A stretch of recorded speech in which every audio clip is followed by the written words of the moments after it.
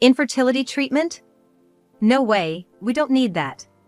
All you need to do is take care of the household chores for the family. What? That's... I turned pale at Jack's unexpected words. It was as if he was treating me like a mere housekeeper. I spent every day holding these feelings of frustration. Then, while cleaning Jack's room, I discovered something. It was a childbirth DVD of a woman I didn't know. Who is this woman?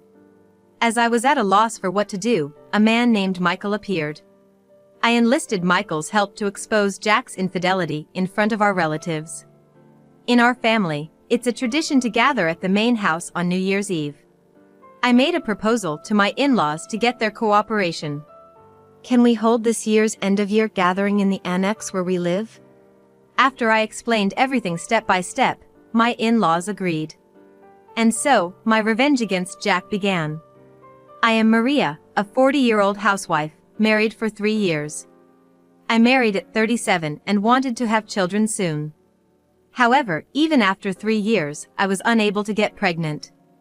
I married Jack, 3 years my senior, through a matchmaking arrangement. Our family is well known locally. It was a bit strange that Jack, the son of such a wealthy family, remained single until 40. But I thought we got along well and were compatible. That's why I decided to marry him without hesitation. After marriage, we started living in an annex on my in-laws' property. Eventually, we were supposed to live with my in-laws, but that seemed natural since I married the only son of a good family. My in-laws cherished me as their daughter-in-law.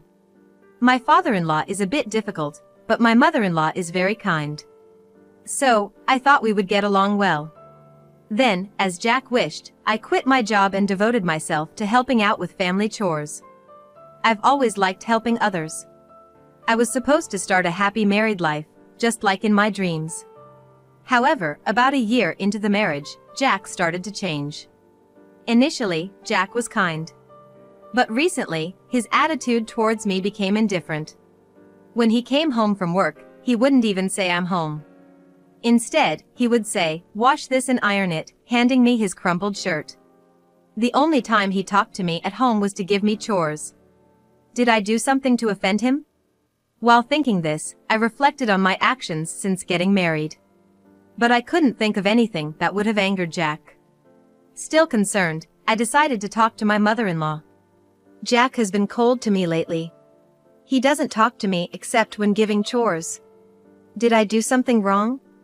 When I asked, my mother-in-law smiled kindly and answered, "Jack is just like his father. My husband was the same after we got married. Maybe Jack, like his father, finds it embarrassing to talk to his wife. So, it's nothing to worry about? Well, isn't that just the way it is with marriage? As time goes by, you'll come to understand each other better." Hearing my mother-in-law say that, I felt a bit relieved. My in-laws have a very good relationship now. So, I think that if Jack and I are married for many years, we'll get along well too. That's what I thought, feeling reassured. But first, if we have a child, maybe Jack will change. I've always liked kids and want to have my own soon.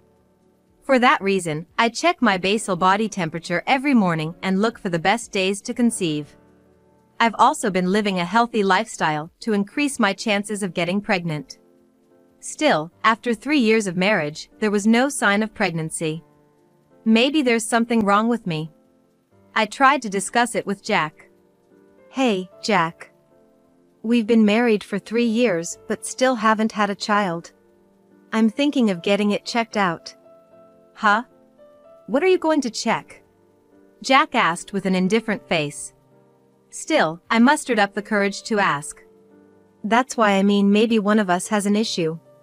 I'm thinking of getting tested or, undergoing fertility treatment." When I bravely brought up the topic of fertility treatment, Jack looked displeased. And then said something outrageous. "Infertility treatment? No way, we don't need that. All you need to do is take care of the household chores for the family." "What? That's..." I turned pale at Jack's unexpected words. It was as if he was treating me like a mere housekeeper. "Jack, don't you want children? your father expects an heir, after all. When I said that, Jack looked a bit troubled. It'll work out somehow. What do you mean, somehow? I asked, puzzled by Jack's words, but he didn't respond. An heir will work out somehow. I couldn't stop thinking about what Jack had said. And the meaning of those words would later be revealed in an unexpected way. I spent every day holding these feelings of frustration. Day after day, cooking, laundry, cleaning, it's a never-ending cycle. I tell myself it's natural since I'm a daughter-in-law, but the emptiness builds up. Today, I was cleaning Jack's study. There are countless books lined up here. I had to carefully remove the dust accumulated between them. Next to the bookshelf, there's a large CD rack. Since there's a gap, I have to take everything out to clean inside properly. I carefully removed the items, keeping them in order. It looked like there were DVDs on the top shelf. When I tried to take out about 20 at once, I fumbled, and they all fell down. Oh no! I have to put everything back in order. All the DVDs had fallen out of their cases, and I couldn't tell which belonged where. Jack is meticulous, so he labels both the discs and their cases. I started comparing the labels on the discs with those on the cases. Among them, one caught my eye. I didn't know the content, but it read November 30th, 2022, birth of Ethan. Ethan? Who's that? When I saw that, I remembered Jack's words. An heir will work out somehow. Thinking there might be a connection, I decided to play the DVD. I took it to the living room with the TV and put it in the DVD player. Then, I pressed the play button. What appeared was a dark room with only a bed that looked like a hospital examination table. A woman in her early 20s was lying on the bed. She was smiling at the camera. In a large pajama-like outfit, her belly was noticeably large. Apparently, she was pregnant. The woman was smiling calmly but suddenly started to moan in pain. It hurts. Jack, rub my back. Jessica, just a bit more endurance. You can do it. Could this be labor? No, what shocked me more was the man's voice rubbing her back. This voice, is it Jack? Indeed, the pregnant woman called him by that name. The pregnant woman was in apparent pain. I couldn't tell, having no experience, but it seemed like she was about to give birth. So, it was a labor waiting room. Who is this woman? She kept calling Jack's name through her labor pains. And why was Jack there by her side? After a while, a few women in white coats, who looked like midwives, entered. They were encouraging the pregnant woman to breathe properly.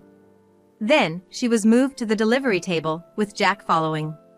The next scene, after a pause in filming, was graphically showing the childbirth. The woman, Jessica, continued to call out Jack's name through her pain. Jessica, you're doing great. The head's coming out.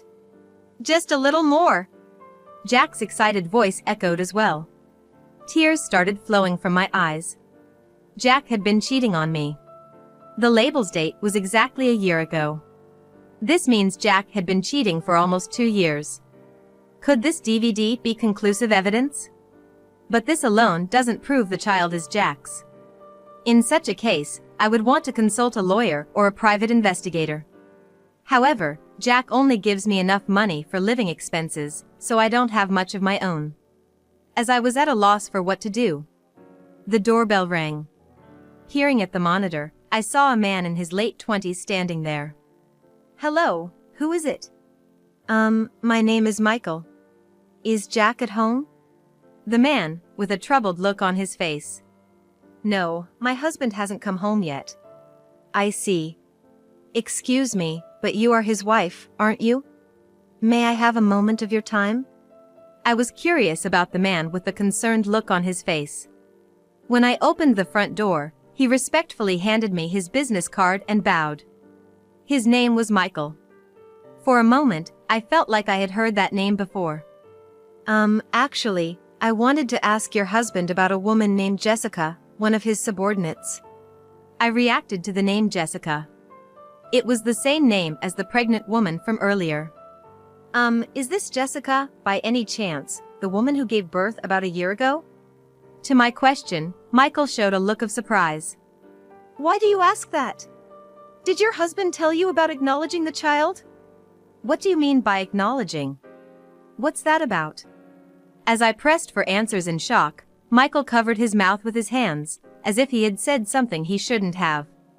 I'm so sorry. While apologizing, he looked like he had indeed said something regrettable. I calmed Michael down and asked him to talk more. It's okay. I think I have a rough idea of what's going on. So, I won't be surprised by anything you tell me. Could you please explain? I decided to invite him in. I offered him tea, but Michael didn't touch it and sat solemnly. Then he said, almost in a whisper,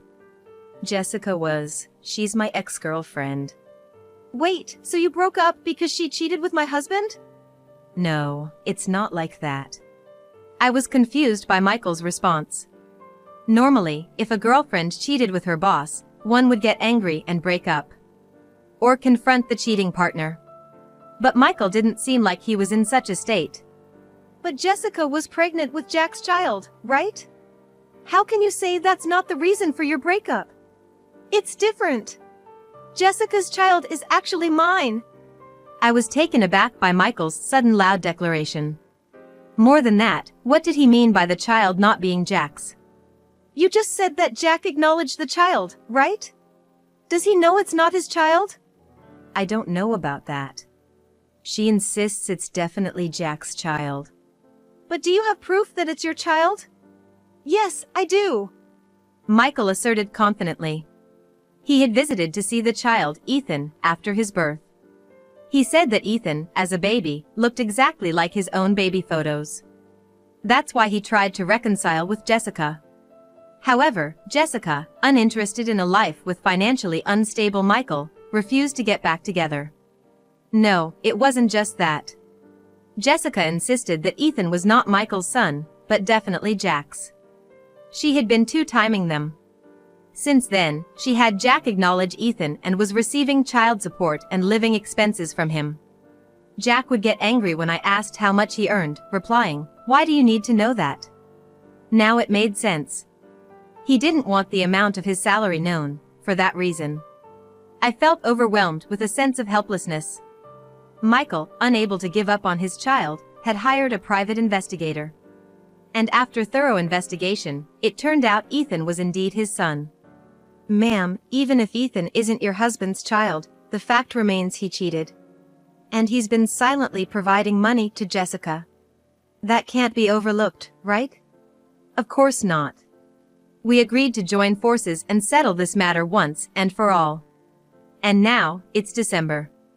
In our family, it's a tradition to gather at the main house on New Year's Eve. I made a proposal to my in-laws to get their cooperation. Can we have this year's end-of-year gathering at the annex where we live? Why's that? You know our family's gatherings involve a lot of people, Maria. Yes, I know. Preparing the meal is a big task. To get their cooperation, I had to tell the truth. I started by telling my in-laws what Michael had shared, to avoid shocking them suddenly. Then, I decided to show them the DVD. My father-in-law, eyes widening, watched in disbelief and uttered, "What is this?" My mother-in-law was also deeply shocked to see Jack accompanying an unknown woman during childbirth. I explained the plan that Michael and I had devised and asked for their help. All right. I don't know how this will go, but let's cooperate. Yes, we need to make things clear with Jack. Having my in-laws' support was reassuring. All that was left was to wait for New Year's Eve. A month passed, and it was New Year's Eve night. Our relatives gathered at our house. In the annex's living room, we set up a long table, barely big enough, and arranged the food on it. The relatives all wondered, why are we gathering here? Before we began eating, my father-in-law stood up to address everyone. Good evening, thank you for joining our family's traditional gathering. It's a bit cramped, but today, we have something important to show you, which is why we're gathered here in the young couple's annex. We don't have the equipment to play this DVD back in the main house. When my father-in-law said that, I also stood up. Ladies and gentlemen, before we dine, please watch this video. I said this, turned on the TV, and started preparing the DVD player. "What is it? Some interesting video?" Jack asked me with a smirking expression, unaware of the fate that awaited him. As soon as I pressed play, Jack's face froze. Suddenly, the labor waiting room appeared, with Jessica lying down. "Is this? Hey, stop it, Maria!" The relatives around us began to murmur in confusion. "What's this all about? Who's that pregnant woman?" All eyes turned to Jack. Realizing the trouble, Jack frantically searched for the DVD player's remote. But anticipating this, I had hidden the remote. When Jack realized the remote was missing and approached the DVD player, my father-in-law held him back. "Stop! Please stop!" Jack struggled to stop the playback. But my father-in-law and I firmly restrained him. "Jack, don't make it worse. Just watch quietly, Jack." Hearing his parents' words, Jack, almost in tears, fell silent. Meanwhile, the childbirth DVD continued playing. "Is this Jack's secret child? Oh my! To think someone in our family has a mistress. If this gets out, we won't be able to show our faces around here." Amid the uproar, with some relatives crying, I addressed everyone to calm them down. "Everyone, please calm down. This baby being born is not Jack's child." "But Jack was there, right?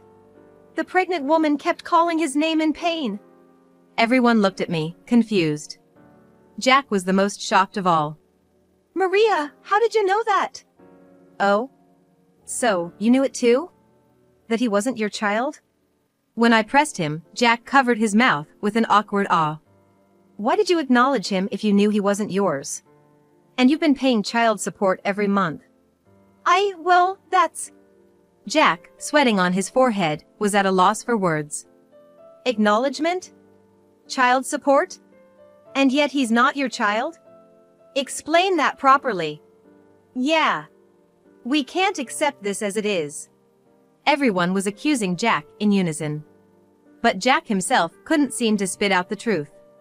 My mother-in-law, unable to hold back any longer, prostrated herself in front of everyone, crying, "Everyone, I am so sorry. It was my fault for not raising him right." While sobbing, I rubbed her back with both hands. "No, it's not your fault. I am going to call someone who will testify now." "That's right, I forgot. I'm sorry for losing my composure." My mother-in-law raised her tearful face. Jack, sensing something was off, confronted me. "What's going on? What are you all planning?" "Quiet, Jack. This mess is your fault in the first place." "Yes, even if the child isn't yours, the fact remains you cheated." The room fell silent at the in-laws' words. It was about time to make the call. I took out my phone and dialed someone. A few minutes later, the doorbell rang. It was Michael, who had been waiting nearby. Behind Michael was Jessica, carrying Ethan. When I let them into the living room, the relatives started murmuring. "Isn't that the pregnant woman from before?" "Yes, that's her.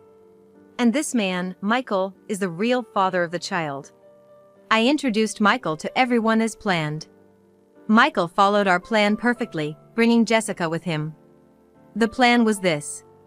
Michael went to Jessica and told her that Jack's family had found out about his secret child. He lied that Jack could no longer pay child support and was transferring custody to Michael. Believing this, Jessica would surely panic. So Michael said, "I can't suddenly become a father," and suggested they come to our house to discuss child support. Normally, a mistress wouldn't come to the house. But Jessica seemed desperate for money. Thinking Jack would help her, she came. Because Michael knew how Jessica would think, he brought her here as planned. As expected, Jessica yelled at Jack on seeing him. "What? You're not paying child support anymore? And even giving custody to this poor man is cruel." "What? I didn't say any of that." "Tricked you, Jessica." "What? It was a lie?" "Yes. The part about my wife finding out is true. That's why you had to come here. To pay for your cheating and tricking us into child support." "That's terrible. You tricked me. But it's true that I, Jack's wife, found out. So, it was necessary for you to come here. To make amends for cheating and deceitfully taking child support.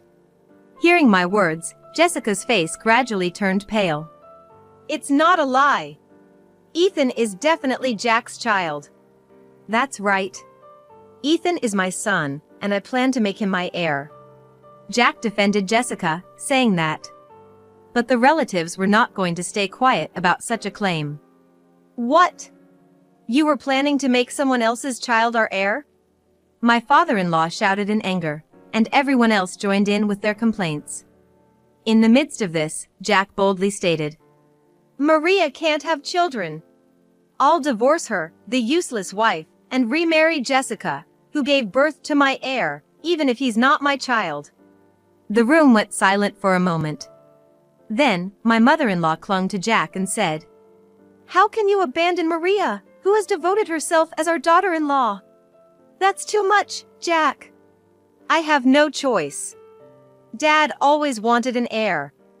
No, I won't accept it. Don't you realize how much Maria wanted a child? I knew she consulted you about it. And yet, what did you do? Told her to just do the housework, treating her like a mere housekeeper.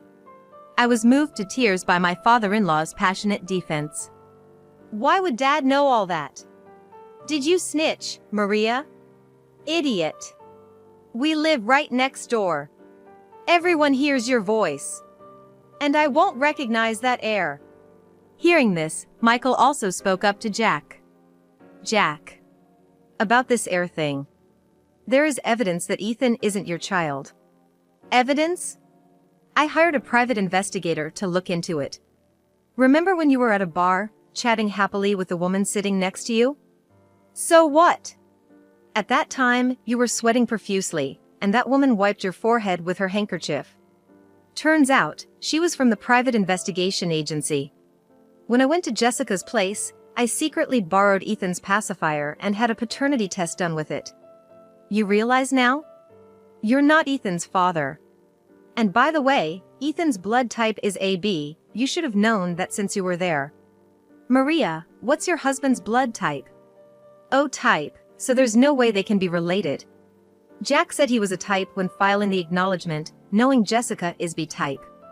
For the record, I'm a type. With these facts revealed, Jack nearly broke into tears. I got tested. The results said it was highly unlikely for me to father a child. Hearing this unexpected fact from Jack, I couldn't hide my surprise. Why didn't you tell me earlier? We could have sought treatment. I was embarrassed. And with the neighbors watching, I couldn't go for treatment. So, I acknowledged Ethan. That's impossible now. Silently give back the custody to his real father, Michael. No! Stop it! Suddenly, Jessica, who had been silent, burst into tears. I wanted to bear Jack's child and become part of this family. I don't want this poor man. What? Who's poor? That's right. Michael isn't poor. Michael and I looked at Jessica as if mocking her. What are you talking about? Michael works at a small town factory with a low salary. Are you just pretending? At Jessica's loud voice, Ethan in her arms started crying.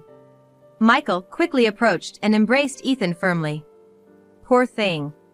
You're a mother, don't shout like that. There, good boy. As Michael soothed Ethan, the boy stopped crying and smiled. You can see Ethan knows his dad, even if they haven't lived together. And Jessica, Michael isn't just pretending. I handed Ethan to Michael, letting him explain further. I work at a subcontractor for my parents' company. What? What does that mean? Ever heard of M Corporation? Asked by Michael, Jessica opened her mouth in shock. That's the biggest local company. You mean you're related to that? That company is managed by my father. As his successor, I'm learning about the fieldwork at its subcontracting factory. Knowing this unexpected fact about Michael, Jessica was left gaping in surprise. Then, suddenly, she smiled happily and said, Yay! So Ethan's dad is going to be the company president? Then I'll be the president's wife someday. Jessica, thinking such convenient thoughts, snatched Ethan from me. Hugging him tightly, she said, "Ethan, we'll live with Dad from now on." "No. I'll take Ethan, but I won't be with you. I'll raise him at my parents' home." That seemed only natural to me.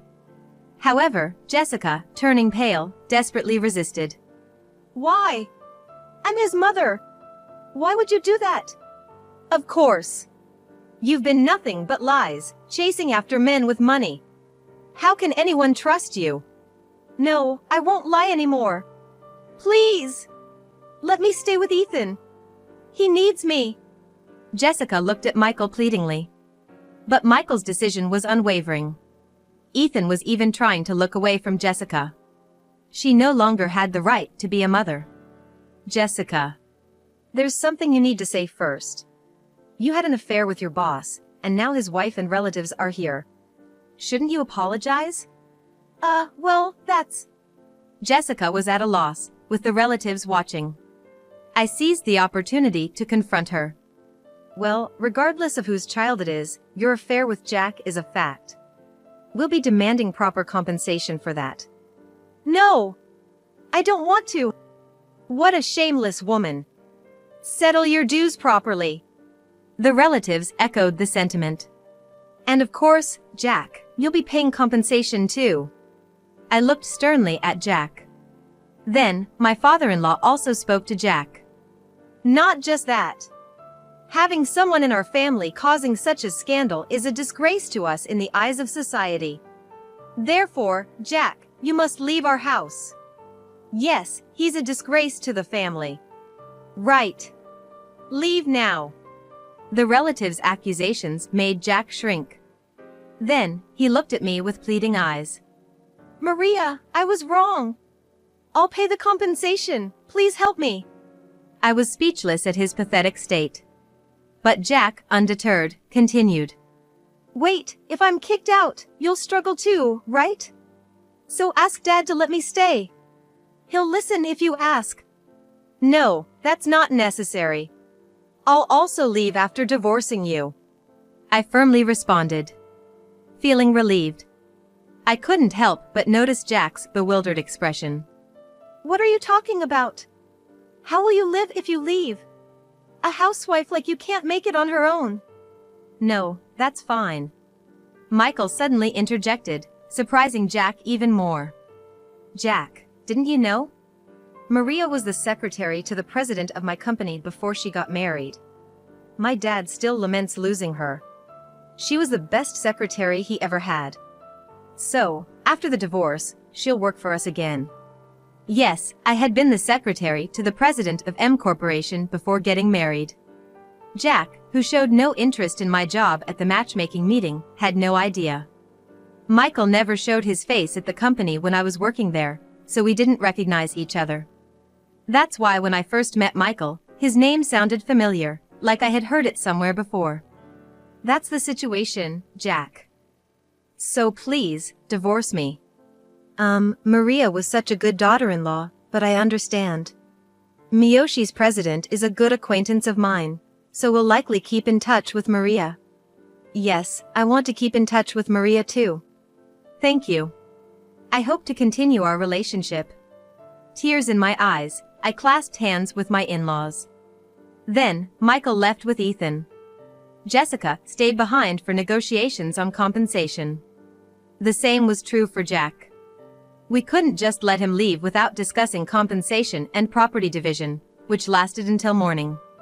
As a result of the discussions, we split the marital assets and Jack paid me a compensation for his infidelity. And so, Jack was disowned by his in-laws.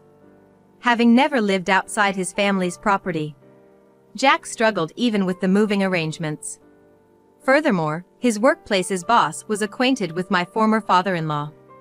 The rumor of his affair with Jessica, his subordinate, spread quickly. Needless to say, his colleagues' attitudes towards him changed for the worse.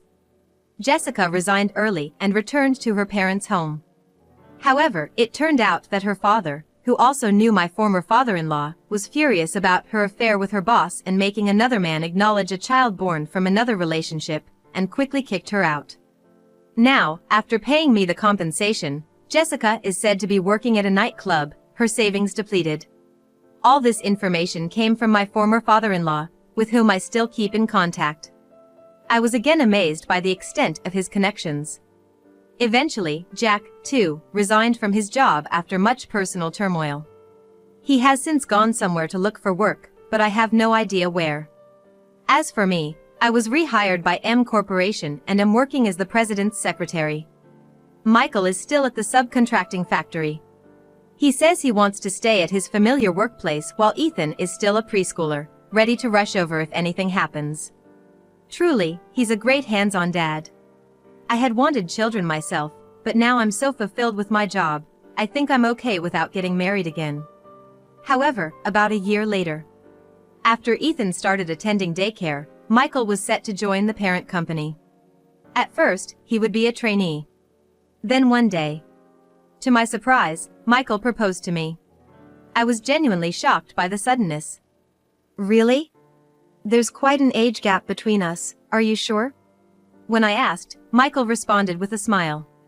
I've decided ever since you got divorced. Ethan is attached to you, and besides, my dad says it has to be Maria. I know I'm younger, but please, will you marry me? Moved by Michael's sincerity, I was drawn to him. And so, we got married. Now, it's Michael, Ethan, and the new life growing inside me, a child from Michael and me. We're building a happy family together.